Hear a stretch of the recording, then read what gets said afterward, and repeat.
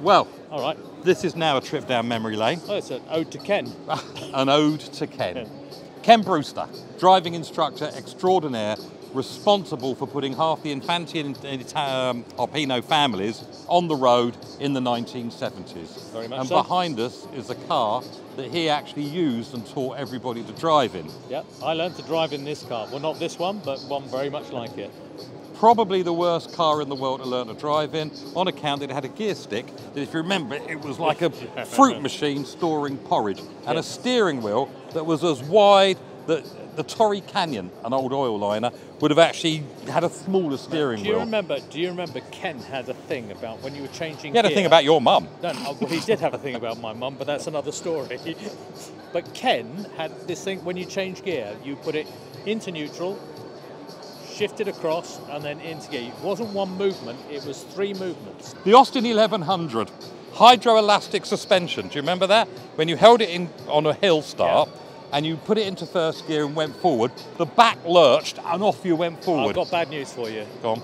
This isn't an Austin 1100. Uh-oh. What have we got here? This is a Morris 1100. Branding. Ken's was an Hold on, Austin. we're back now to the argument of Ferrari Dinos, What colour not was Ferrari. Ken's car? I think it was green or blue. Who had a blue Austin 1100? A blue 1100, don't know who. Italo. Ah, now we're talking There you go. legends. And that car drove around the Amalfi Coast. So we're back to comparisons. And he had a race around the Amalfi Coast with an Italian and won. We've just been onto the Ferrari stand. Yes. And we've talked and settled an argument. Yes. The 246 Dino was not, over there, It's not a Ferrari. not a Ferrari. It's definitely a Dino. And they are branded in latter years as Ferraris by dealers to sell them, because they couldn't sell them because they weren't branded Ferraris. I don't care. I still want it. £250,000. Yeah. If I had it, I'm buying it. I don't want a Ferrari badge on it. I want a Dino. I want a Dino badge. And we're going to start our own Dino club. Yes. Okay. And we're starting with Dino from the Flintstones. We will forget Ferrari Owners Club. They can keep their Ferraris. We're going to have a Dino Owners Club. Yep.